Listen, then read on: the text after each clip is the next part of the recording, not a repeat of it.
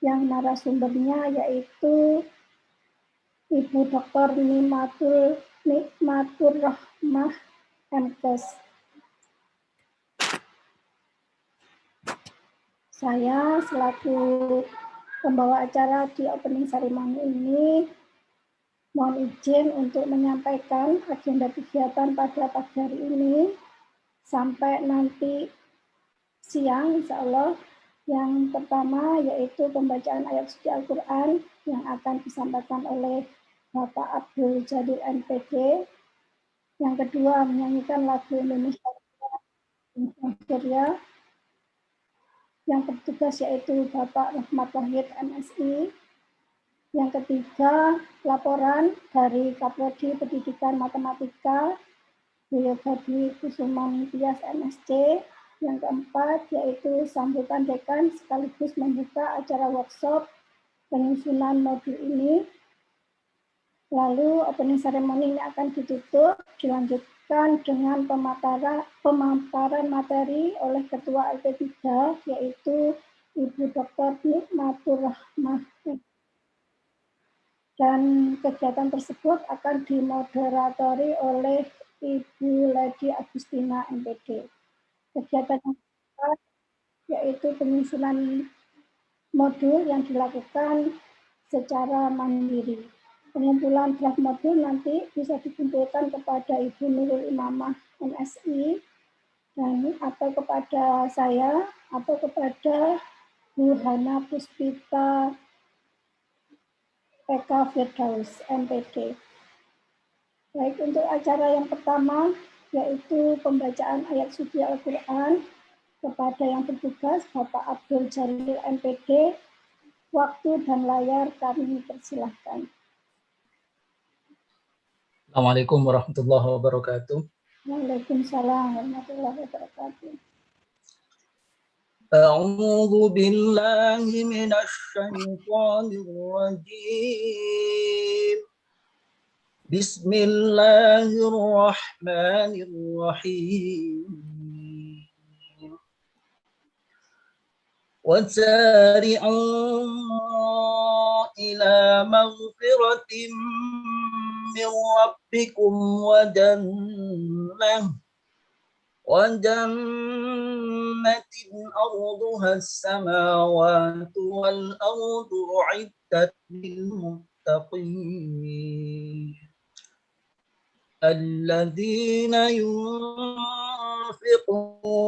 في السراء والضراء والكاظمين الغيظ والعافين عن الناس والله يحب المحسنين والذين إذا فعلوا فاحشة أو ظلموا أنفسهم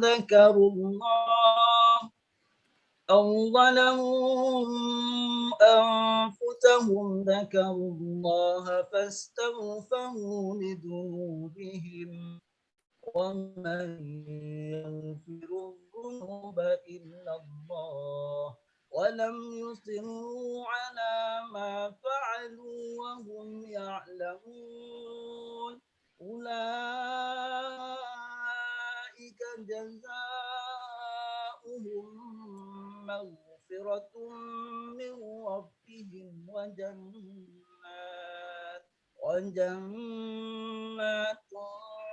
تجري من تحتها الأنهار خالدين فيها ونعم أجر العاملين صدق الله العظيم. Assalamualaikum warahmatullahi wabarakatuh. Waalaikumsalam warahmatullahi wabarakatuh. Terima kasih disampaikan. Semoga yang membaca dan yang mendengar mendapat pahala dari Allah Subhanahu wa Ta'ala. Acara yang kedua yaitu menyanyikan lagu Indonesia Raya dan Sang Surya. Kepada yang bertugas dipersilakan.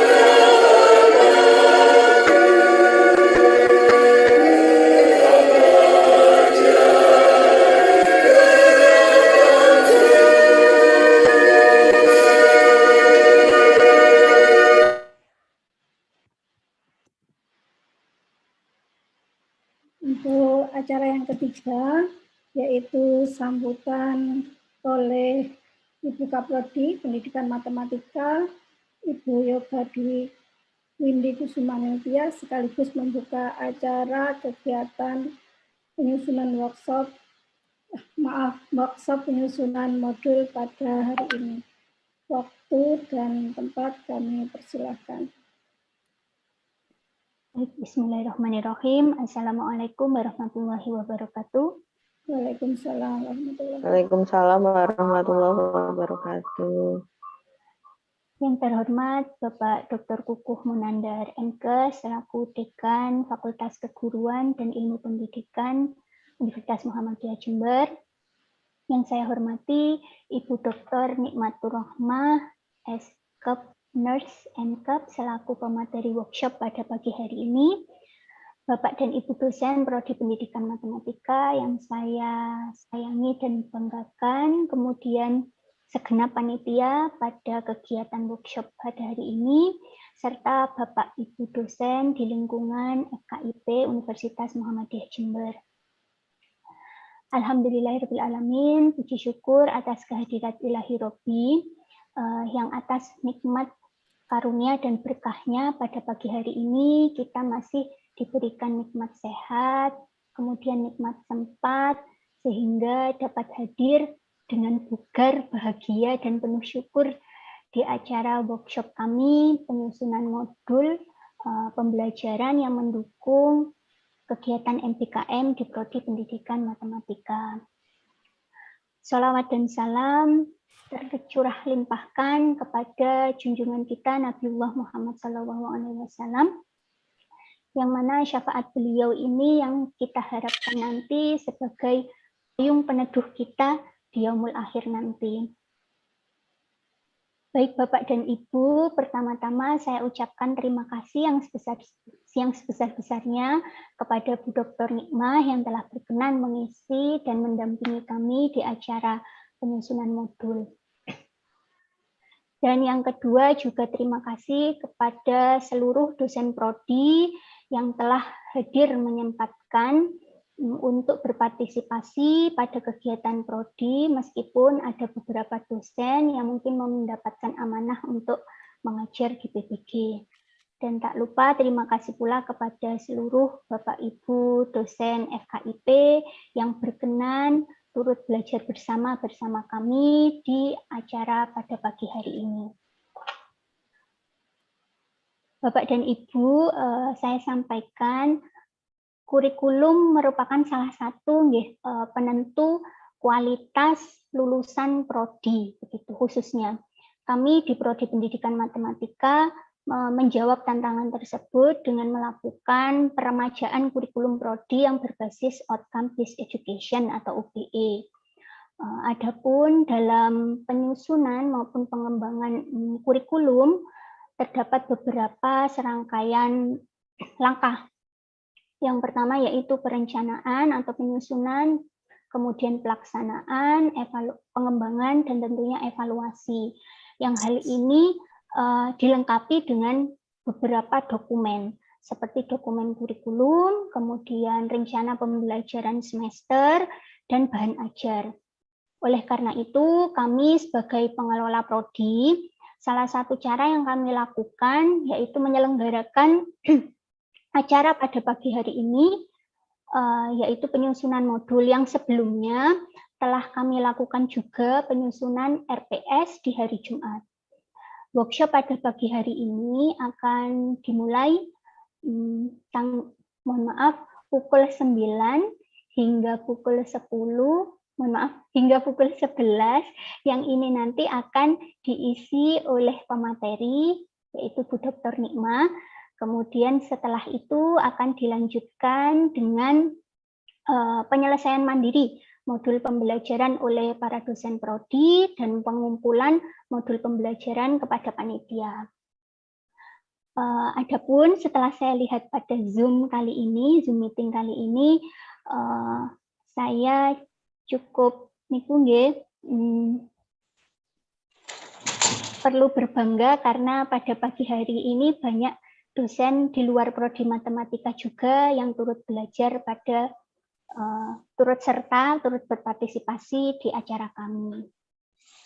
Bapak dan Ibu, perlu saya sampaikan juga, workshop kali ini selain memang sebagai salah satu agenda dari pengembangan kurikulum prodi, workshop kali ini juga senantiasa ikhtiar kami untuk meningkatkan kemampuan dosen prodi matematika khususnya dalam menyusun dan mengembangkan modul yang telah ada sebelumnya di prodi kami.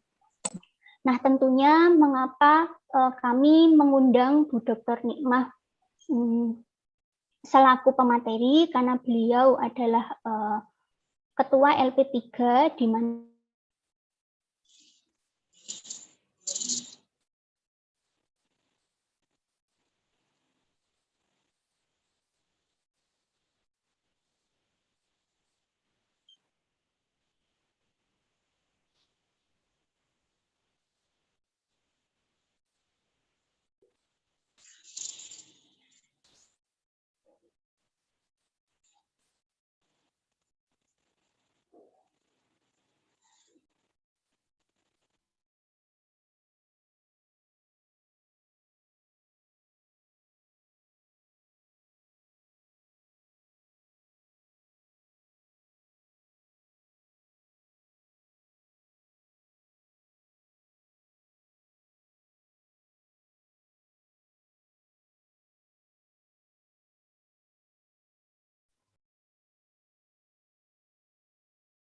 mohon maaf dan Bapak Ibu, sepertinya saya terpental karena jaringan di ruangan saya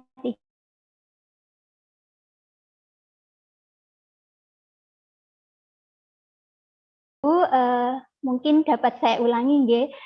Kita mendapatkan kabar bahagia di hari kemarin bahwasanya Unmuh Jember Press itu mendapat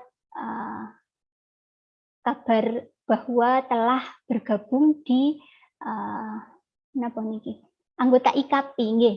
Nah, yang ini merupakan menurut saya salah satu langkah sinergi dari prodi dan dosen untuk memanfaatkan hal ini.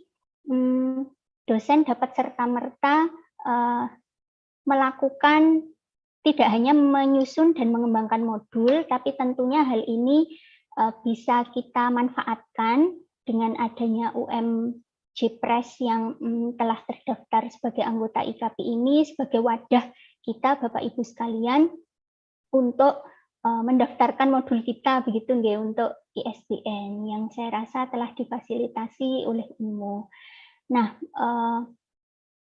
mungkin cukup itu dari saya. Yang pasti Bu Dr. Nikmah, nyuwun. Halo Bu Dr. Nikmah, mohon maaf ya, dan mohon izin kami nanti mohon pendampingannya itu Ibu dalam mengembangkan modul prodi yang sesuai tentunya dengan pedoman dan gaya selingkung dari yang dimiliki oleh Universitas Muhammadiyah Jember. Semoga acara ini nanti mendapatkan manfaat yang banyak bagi semua dosen dan dosen prodi matematika khususnya. Dan acara ini dapat berjalan dengan lancar hingga akhir. Amin. Saya mewakili panitia juga mengucapkan permohonan maaf jika nantinya dalam penyelenggaraan kegiatan workshop pada pagi hari ini ada beberapa kekurangan. Saya akhiri.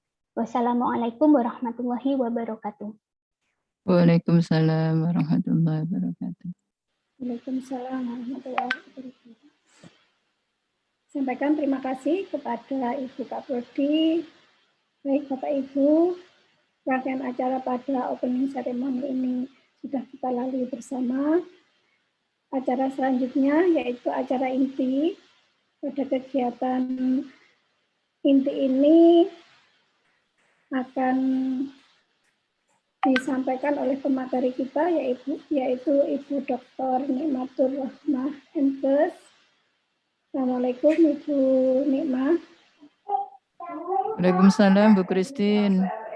Terima kasih menjadi pemateri kegiatan hari ini akan dimoderatori oleh Ibu Lady Agustin MPD. Waktu dan tempat kami persilahkan. Baik, terima kasih Bu Christine atas waktu yang telah diberikan. Assalamualaikum warahmatullahi wabarakatuh. Waalaikumsalam warahmatullahi wabarakatuh. Alhamdulillah pagi hari ini kita masih bisa bertemu atas nikmat dan rahmat dari Allah Subhanahu wa taala, nikmat sehat, nikmat sempat sehingga kita berkumpul kembali, bertemu kembali, menimba ilmu. Kalau kemarin kita workshop tentang RPS, hari ini kita tentang modul. Seperti yang disampaikan oleh Bu Kaprodi tadi, bahwa salah satu yang mendukung mutu lulusan itu adalah dokumen yang salah satunya adalah bahan ajar atau modul. Kami sampaikan terima kasih juga kepada Ibu Dr. Nikmatur Rohmah, Eskep NS MKes yang sudah meluangkan waktu hadir di sini, mendampingi kami, membagi ilmunya dalam penyusunan modul pembelajaran. Sebelumnya, saya selaku moderator akan membacakan kurikulum vitae dari beliau. Nama Dr. Nikmatur Rohmah, MKes, tempat tanggal lahir Lumajang 26 Juni 1972. Beliau mempunyai 1 putri dan 4 putra. Alamat beliau Jalan Argopuro nomor 45, Dusun Kerajaan RT 2 RW 4 Arjasa, Jember. Saat ini beliau mengajar di Prodi Profesi Nurse Fakultas Ilmu Kesehatan Universitas Muhammadiyah Jember. Untuk riwayat pendidikan beliau dari tahun 1990 sampai 1994, beliau menempuh diploma 3 Akademi Keperawatan Rumah Sakit Islam Surabaya. Kemudian 1998 sampai 1999, beliau menempuh diploma 4 di Universitas Airlangga, Surabaya. Tahun 2006 sampai 2008, beliau menempuh sarjana di Universitas Muhammadiyah Jember, jurusan keperawatan.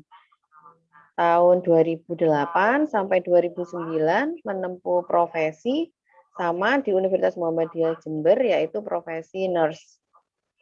Kemudian tahun 2009 sampai 2011, beliau menempuh S2 di Universitas 11 Maret Surakarta, jurusan kedokteran keluarga atau pendidikan profesi kesehatan.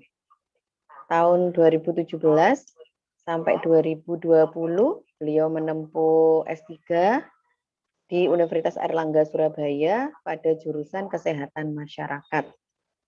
Saat ini beliau menjabat sebagai Ketua Lembaga Pengkajian dan Pengembangan Pendidikan di Universitas Muhammad Jember.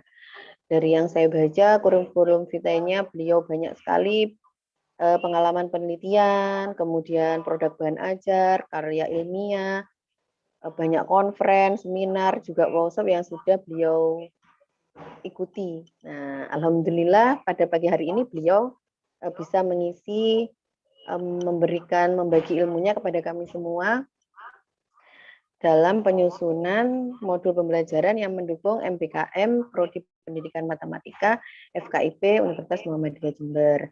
Mohon bimbingannya Bu Nikmatur Rohmah. Saya sampaikan terima kasih. Monggo Bu Nikmah bisa memulai atau membagi materinya hari ini. Terima kasih. Terima kasih Bu Lady. Nggih, Dan Bu. suara saya bisa masuk nggih Bu? Nggih, sampun Bu.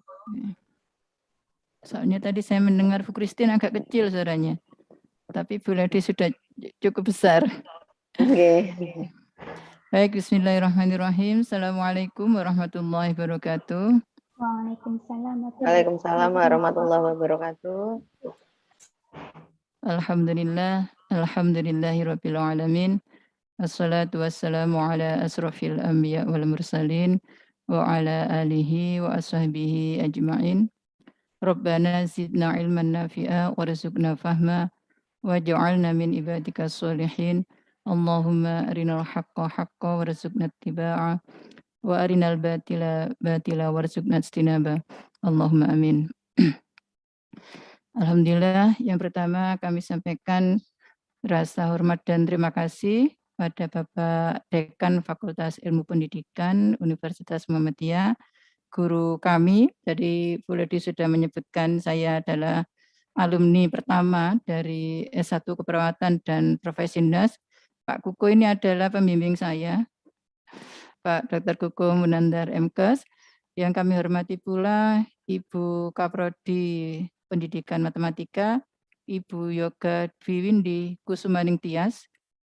Beliau dengan besar hati ya memanggil saya hari ini untuk bersama-sama belajar, karena kami tahu beliau ini adalah penulis modul hampir 30 modul nasional ini, bukan modul kaleng-kaleng ini ya. Tapi hari ini ya sudah Bu Nikmat dulu aja yang diskusi gitu kira-kira. Karena mau gaya selingkungnya gaya selingkung UM Jember gitu. Karena beliau ini insya Allah kalau teman-teman di Prodi sudah tahu semua nggih. Kami yang di LP3 ini luar biasa prestasi Bu Kaprodi ini. Demikian pula kami hormati pula teman-teman dosen dari Prodi Matematika, dan ini memang saya lihat ada Ibu Kaprodi Prodi PAUD, Ibu Dia senior kami, Ibu Kaprodi PPG nggih, juga senior kami saat ini. Ketepatan Bilo tadi MC itu nggih, Ibu Sawitri juga, dan teman-teman semuanya. Alhamdulillah pagi ini kita diberi nikmat sehat tadi sudah disampaikan, sehingga kita bisa bersama-sama ya sharing, berbagi bagaimana cara menyusun modul selingkung UM Jember begitu kira-kira. Karena kalau modul yang lain sudah banyak dihasilkan oleh teman-teman dari prodi ini sebetulnya. Nah, Bapak Ibu sekalian, insya Allah tanggal kalau tidak salah 23 Juni yang lalu kami telah menyelenggarakan kegiatan sosialisasi pedoman bahan ajar. Sudah dimiliki semuanya nggih, Bu Yoga, sudah di-download kira-kira teman-teman mungkin sudah membacanya, dan belum nggih? Dereng pun. Gitu ya. Waduh bahaya ini ya kalau gitu, ini harus dimiliki dulu, di-download dulu, karena yang saya sampaikan tidak akan keluar dari situ begitu. Hanya memang untuk pedoman unggah bahan ajar itu kemarin Pak Lutfi, saya juga lupa apa sudah kami cantolkan di lamannya LP3 atau belum. Jadi nanti kita akan diskusi bareng-bareng seperti apa yang saya sampaikan di forum sosialisasi kemarin. Hanya nanti kita akan tambahkan titik tekannya pada modul. Memang kemarin yang kita sampaikan itu ke garis besarnya bahan ajar. Kemudian yang jenengan minta hari ini modul ajar begitu kira-kira nggih. Baik, mudah-mudahan selama 2 jam atau kurang, kalau bisa kita bersama-sama belajar tentang penyusunan modul ajar yang mendukung MBKM. Coba saya.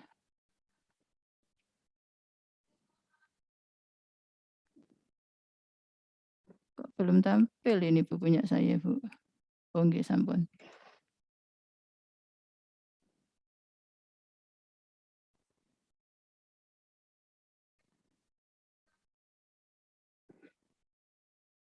Sudah tampil nggih, Bapak Ibu? Ampun, Bu. Sudah, Bu. Oh iya, saya lupa. Saya mau menyapa koriknya tadi ya. Korik dari Prodi Matematika tadi itu Bapak Pak Jalil nggih? Nggih. Nggih, Bu. Wonten masih bergabung Pak Jalil. Selamat kenal ini Pak, salam kenal dari saya. Karena saya tahunya lewat WA. Nggih, Bu. Kemarin ke kantor jenengan, Pak jenengan buatan edan. Oh, jam pinten, Pak? Pagi jam 9-an mungkin. Oh, Cik wontennya saya Pak, saya pulangnya maghrib. Oh, nggih. Saya di pojok ini Pak, posisinya Pak, enggak kelihatan. Nggih, Bu. Mungkin Monggo Bu punya Pak Nikmah, Jalil. Siap. ini Pak Nurul ini Bu, Pak Nurul Imamah nih. Oh, ngoten nggih. Oke. Saya sampai nyasar-nyasar itu Bu ke Pak Jalil PD 3DE itu. Oh, nggih. Ternyata Pak Nurul maksudnya nggih. Nggih. Baik, Bapak Ibu. Ini saya sesuaikan judulnya yang kami terima. Nah, ternyata jenengan membagi dua nggih. Untuk kemarin adalah RPS dan hari ini kegiatan untuk menyusun modul pembelajaran. Ini tidak akan saya sampaikan karena insya Allah sudah, kalau dari prodi pendidikan, apalagi dari prodi bahasa Indonesia, sudah paham sekali tentang hal semacam ini. Nah, ini saya akan mulai dari bahan ajar Bapak Ibu, karena modul ini termasuk dari salah satu bagian bahan ajar. Nah, bahan ajar ini merupakan tugas utama seorang dosen, khususnya untuk membantu mahasiswa mencapai kompetensi dan capaian pembelajaran. Sama dengan RPS, itu melekat tugasnya sebagai dosen. Jadi nun sewu, kami ini di LP3 sempat agak bingung, makanya saya sampai kenal Pak Jalil ini karena ada SK menugaskan dosen untuk menyusun RPS-nya dosen lain. Nah, ini saya agak bingung ya dalam hal ini.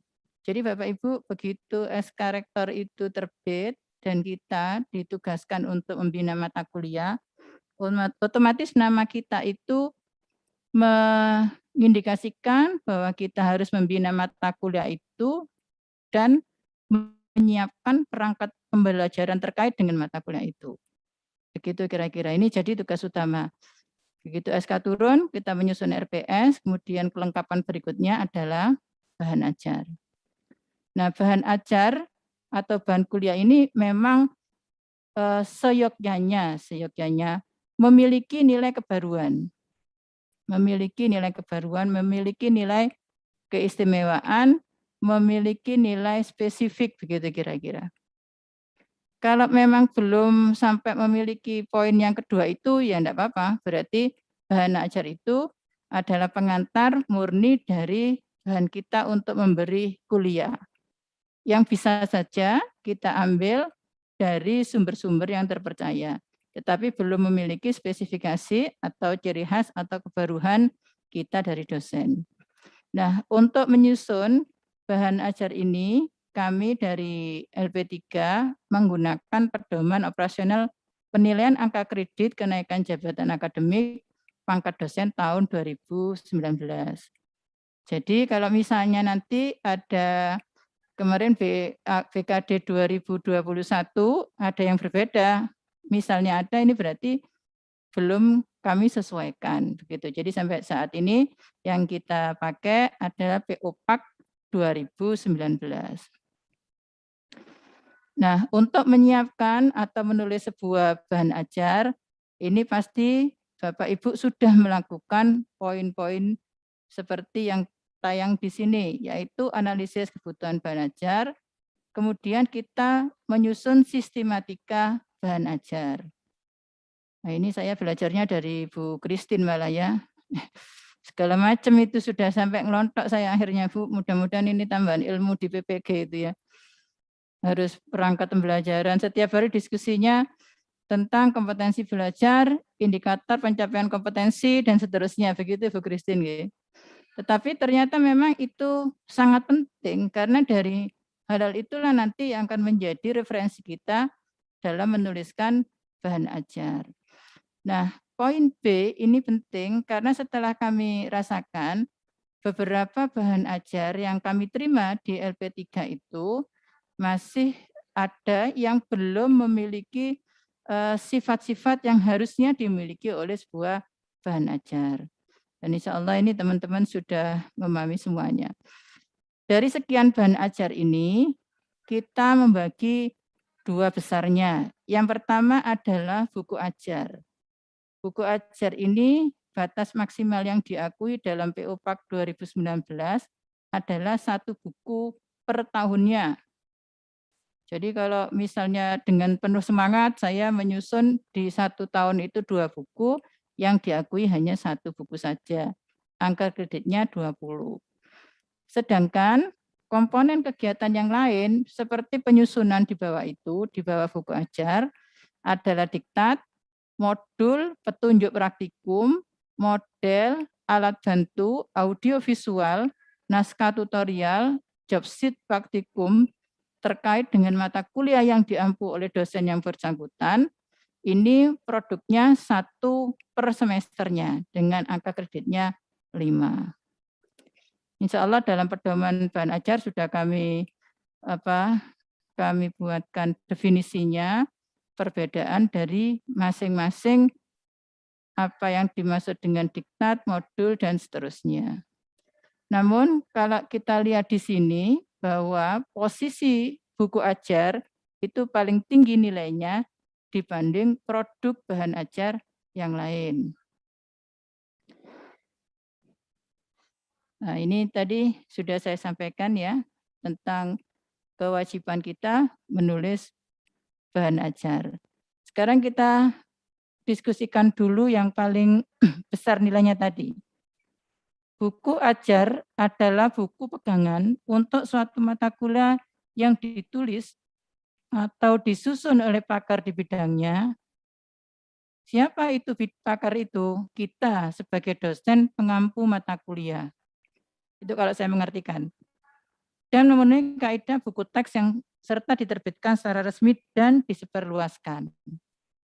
Jadi bedanya nanti bahwa nilainya tinggi karena ini diterbitkan dan memiliki ISBN. Yang kedua, harapannya itu disebarluaskan.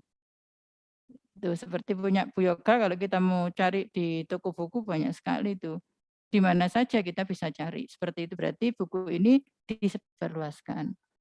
Akan beda kalau misalnya kita hanya mendaftarkan untuk mendapatkan ISBN, tapi tidak kita sebarluaskan. Jadi dia ini akan ambigu. Dia memiliki ciri-ciri buku ajar karena memiliki ISBN, tetapi sifatnya masih seperti diktat. Karena hanya disebarluaskan untuk kalangan mahasiswa saja atau mahasiswanya sendiri. Ini tidak. Nah, yang kita bicarakan pagi ini adalah modul. Modul adalah bagian dari bahan ajar untuk suatu mata kuliah yang ditulis oleh dosen mata kuliah tersebut mengikuti kaidah tulisan ilmiah yang disebarluaskan kepada peserta didik.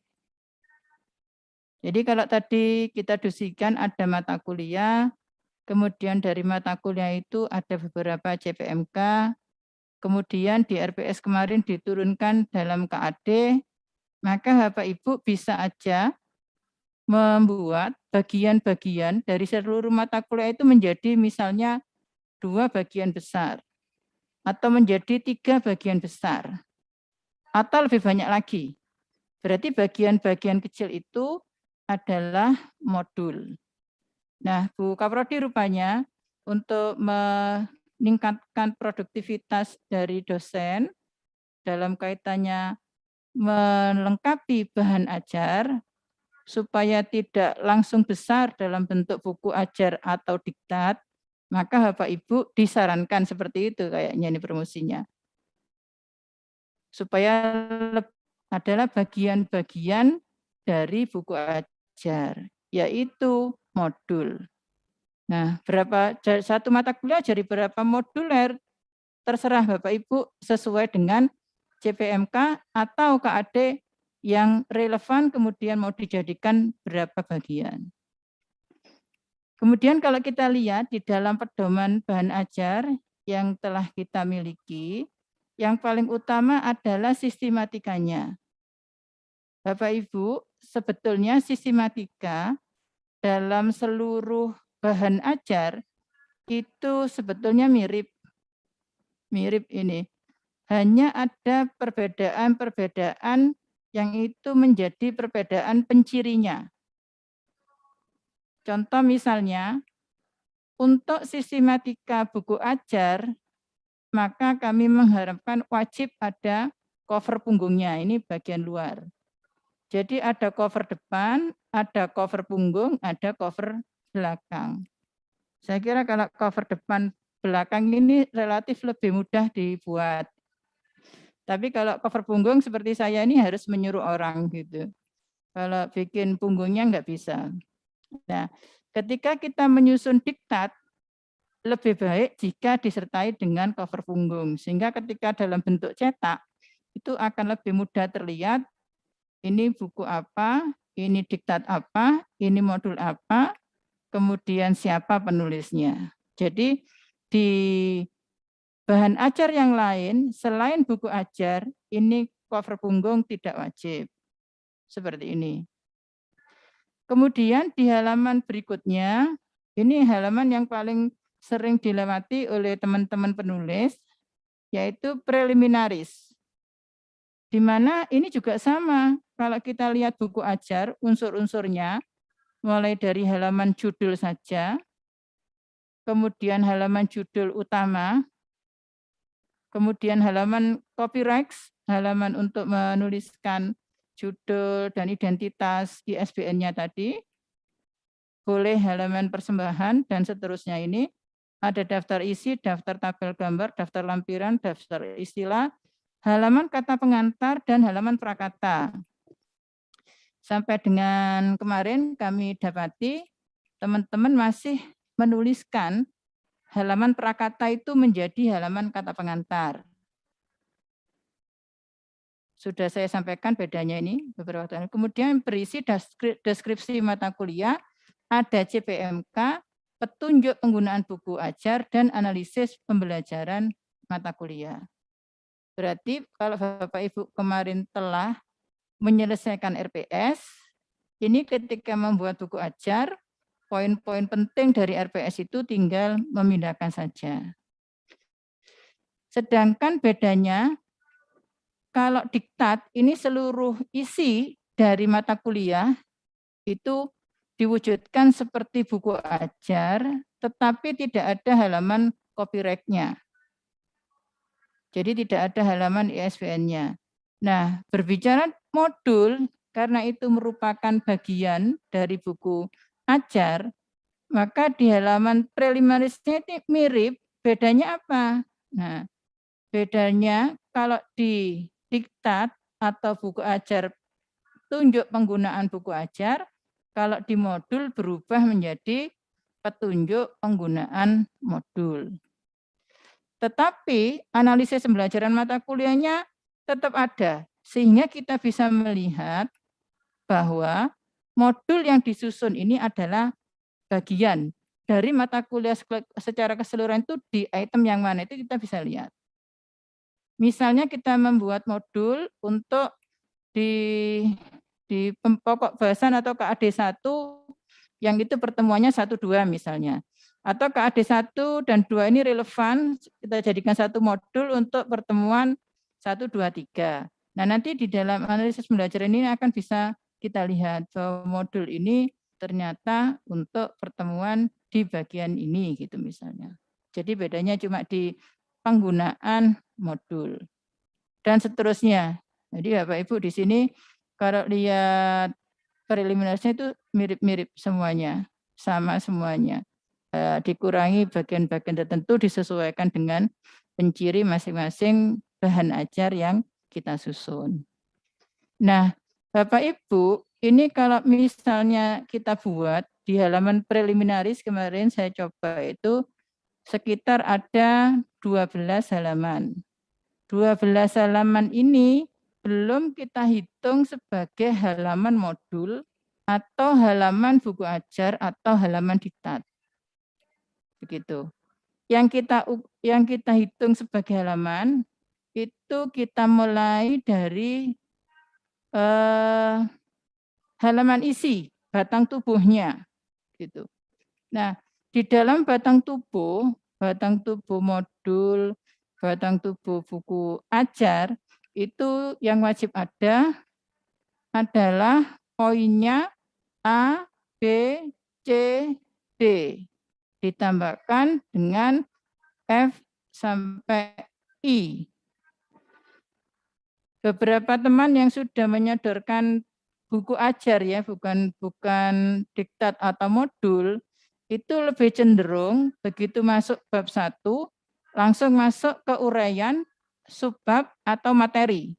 Sehingga belum menjelaskan ini KAD-nya apa, IPK-nya apa, deskripsi singkat dari isi babnya apa, relevansi bab ini itu apa. Gitu.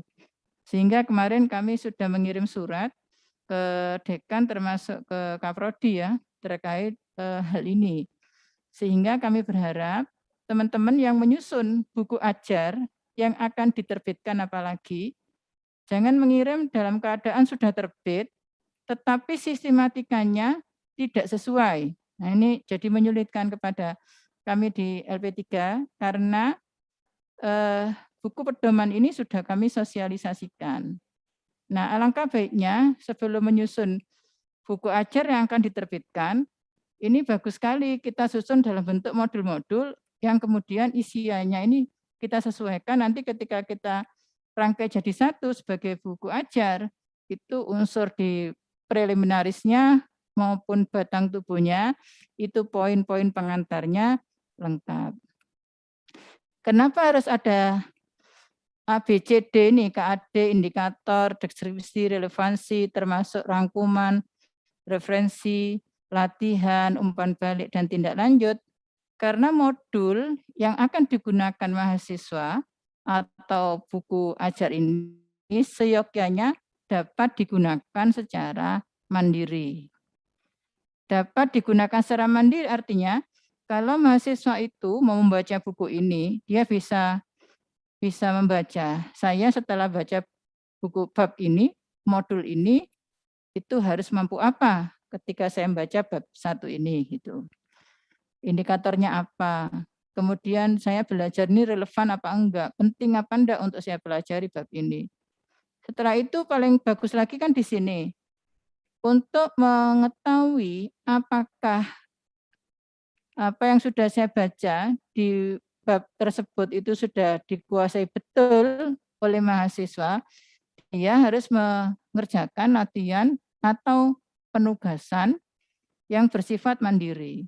Karena bersifat mandiri, maka di dalam buku ini, di dalam modul ini, di dalam diktat ini, harus ada umpan balik dan tindak lanjutnya, yaitu sebuah penilaian yang dilakukan oleh mahasiswa sendiri terhadap apa yang sudah dikerjakan pada poin latihan. Misalnya kalau kita lihat, ada buku-buku yang menggunakan latihan itu dalam bentuk soal pilihan ganda, berarti nanti di bagian tertentu disediakan kunci jawabannya, dan seterusnya. Sehingga ketika mahasiswa setelah mengerjakan, dia melihat jawabannya, di-cross-kan dengan kuncinya, skor yang dia peroleh berapa. Kemudian dia bisa membaca di dalam umpan balik. Berapa skor yang diperoleh ketika kurang dari yang seharusnya, apa yang harus dia lakukan, ini sudah ada petunjuk yang jelas. Nah, sehingga Bapak Ibu, insya Allah semua dosen sudah memiliki poin E ini. Hampir semua materinya sudah dimiliki. Kita sekarang tinggal memberi kembang-kembangnya ini. ABCDE-nya ini. ABCD ditambah bunga yang akhiran ini adalah rangkuman, referensi, latihan, umpan balik, dan tindak lanjut. Baru kemudian di bab-bab berikutnya. Jadi, walaupun ini nanti bentuknya modul karena merupakan dari buku ajar, ya batang tubuhnya memang sama. Hanya dia bagian kecil atau bagian dari buku ajar secara keseluruhan. Berikutnya adalah ini tidak wajib, tapi kalau ada sangat baik juga, yaitu halaman postliminaris. Kalau kita lihat di dalam sistematika, ini di buku ajar ada epilog. Ini teman-teman dari FKIP mesti sudah memahami semua. Kami memahaminya sebagai resume akhir dari seluruh isi buku ajar. Resume akhir dari isi seluruh modul, karena bisa jadi modul seperti yang saya sampaikan tadi, ada beberapa KAD yang saling relevan dijadikan satu modul. Kemudian halaman lampiran dan indeks jika diperlukan, halaman biografi. Untuk modul, ini yang paling utama kita harapkan dosen bisa membuat epilog dan halaman biografi. Indeks ini saya menyusun buku di 2009 itu ada indeksnya. Tapi setelah itu bukunya sudah tidak ada indeksnya. Gitu. Jadi buku yang paling lengkap yang saya miliki itu buku yang hasil bimbingannya Pak Kuko. Jadi itu skripsi saya di Prodi S1, itu saya jadikan buku yang dibimbing oleh Pak Kuko waktu itu.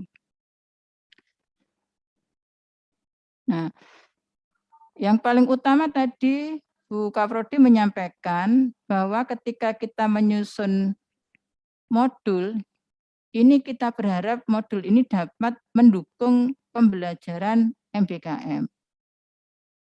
Nah, sekarang ini memang ada sedikit program-program atau apa ya, sedikit yang agak kontradiktif, agak kurang produktif berkaitan dengan kompetensi yang akan dicapai. Contoh yang kita hadapi saat ini kalau tidak salah programnya adalah kampus mengajar. Contohnya kampus mengajar. Kampus mengajar ini bagi prodi FKIP tentunya ini sangat relevan karena memang salah satu unsur kompetensinya adalah mahasiswa bisa mengajar. Tetapi ketika kita aplikasikan di prodi yang lain, kadang-kadang apa yang dicapai di kegiatan kampus mengajar itu sebagian saja yang relevan dengan kompetensi yang ada di program studi. Sehingga ini kalau pemikiran saya jalan tengahnya, memang ada yang menggunakan ekstrim. Ekstrim itu walau sama atau tidak sama, relevan atau tidak, diakui, dikonversi langsung sebesar 20 SKS. Ada yang ekstrim sebaliknya, karena tidak relevan, saya tidak mengakui seluruhnya, sehingga mahasiswa tetap harus bisa melaksanakan kegiatan pembelajaran di kampus. Nah, kalau menurut saya harusnya kita duduk bareng dengan mahasiswa. Kalau tidak diakui sama sekali, itu sangat merugikan mahasiswa. Tapi kalau diakui secara keseluruhan, tentunya program studi ini yang apakah nanti capaian mahasiswa ini pas dengan profil yang ingin dikehendaki. Kalau 20 ini dilepas gelondongan, diakui secara keseluruhan. Sehingga harusnya kita bisa cari tengah mana yang kira-kira rodok mirip lah, walaupun bukan berarti harus mirip banget gitu. Jadi masih ada kemungkinan yang diakui di dalam program studi, tetapi jika sebagian tidak bisa diakui, maka dia harus melaksanakan pembelajaran secara daring atau bauran, enggak terserah ini. Nah, ketika kita melaksanakan pembelajaran daring atau bauran, atau mungkin pembelajaran di luar PT tadi, contohnya di kompetensi di program Kampus Merdeka, maka modul ini menjadi salah satu sumber belajar yang penting sekali bagi mahasiswa, yang sangat penting bagi mahasiswa, sehingga ketika dia melaksanakan satu kegiatan, dia masih dapat terpantau oleh kita kompetensi yang ingin dicapai. Contoh yang lain, misalnya kita menyelenggarakan, kan itu waktu kita memang ini program yang baru, waktu kita menerjunkan mahasiswa magang misalnya. Ini saya juga sedang belajar Bu Yoga. Mudah-mudahan juga mengikuti jejak Bu Yoga bisa sukses. Karena di dalam program MBKM yang diselenggarakan oleh Dikti, itu mengharuskan mahasiswa misalnya kita BKP-nya kita bentuk sebagai BKP magang. Selama ini kan prosedur untuk magang itu, misalnya di Fikes, kita melaksanakan pembelajaran di kelas, setelah mahasiswa itu sudah terpuaskan dengan mata kuliah materi konsep sudah kita uji dan dinyatakan lulus, baru mahasiswa itu kita terjunkan ke puskesmas, ke komunitas, ke rumah sakit, dan seterusnya. Nah, dengan program magang itu kan berarti mahasiswa memang kuliahnya di tempat magang. Maka ketika kuliah di tempat magang ini, struktur kegiatan belajarnya itu sebetulnya ya kegiatan belajar di magang, tetapi untuk mendukung pemahaman secara konseptual, modul ini sudah harus disediakan oleh dosen pengampunya. Jadi bukan lagi tak iso ono modul gitu, tetapi memang harus menjadi salah satu sumber belajar bagi mahasiswa. Sehingga ketika di tempat magang dia berhadapan dengan kontekstual ya, belajar secara real, masalah-masalah yang real.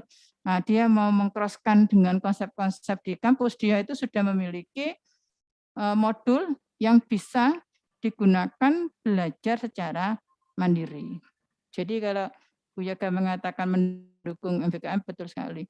Semua mata kuliah sesungguhnya tidak harus karena ada MBKM ya, tetapi begitu MBKM ini lebih penting lagi. Kalau tidak MBKM itu mahasiswa masih bersama kita. Mahasiswa masih ada pendampingan dosen. Baru kemudian diterjunkan. Kalau BKP MBKM ini mahasiswa langsung terjun begitu. Sehingga dukungan konsep ini perlu di backup dengan modul. Nah, Bapak Ibu, ini adalah alur penetapan bahan ajar secara keseluruhan. Masih sama dengan RPS. Namun kami ada evaluasi. Nah, katanya Pak Jalili, ruwet ya ternyata RPS-nya gitu. Nah, Pak Jalil ini sudah saya kasih tanda terima karena beliau sudah mengirim lewat WA, tapi saya kirim ke email Pak. Saya belum lihat lagi, SIA kemarin belum diupload ya, ke SIA untuk RPS yang sudah ditandatangani oleh Kaprodi sampai Dekan. Nah, karena melihat prosedur yang dirasa oleh teman-teman itu kurang praktis, maka di dalam alur penetapan bahan ajar ini, kami membuat yang lebih simpel untuk validasi di SIA. Tetapi alurnya tetap sama, Bapak Ibu. Jadi dosen menyusun atau tim dosen menyusun, kemudian diperiksa oleh KKDK. Saya ulang, diperiksa oleh KKDK. Nah, kami berharap bahwa pemeriksaan ini memang pemeriksaan yang sesungguhnya. Karena kami di LP3 ini tidak menguasai secara konten, baik RPS, apalagi bahan ajarnya yang disusun oleh Bapak Ibu dosen. Gitu. Apakah memenuhi dengan keilmuan di program studi begitu. Jadi peran KKDK ini kalau dilakukan betul akan membuat kualitas bahan ajar kita, akan membuat kualitas RPS kita itu memang betul-betul terjamin begitu. Nah, tetapi kalau masih di sini sistemnya formalitas, ya mungkin tahap di tahun ini kita bisa toleransi. Jadi termasuk tahun ini juga kita masih tidak begitu ketat untuk masalah ini. Kita serahkan bongkoan kepada KKDK. Berikutnya kalau KKDK setuju, ketua program studi juga melakukan pemeriksaannya. Nah, baru kemudian pemeriksaan itu akan dilanjutkan di LP3 jika hasil pemeriksaan dari KKDK dan program studi sudah menyetujui. Begitu, baru kemudian pengesahannya tetap di Pak Dekan. Baik, pengesahan ini bisa dalam bentuk misalnya SK penetapan bahan ajar atau dalam bentuk seperti di RPS. Jadi tanda tangan dari Pak Dekan bahwa telah menyetujui penggunaan RPS. Gitu. Jadi bukan dalam bentuk SK resmi, tapi kita menyebutkannya ya SK penetapan bahan ajar ini istilah yang lebih mudah.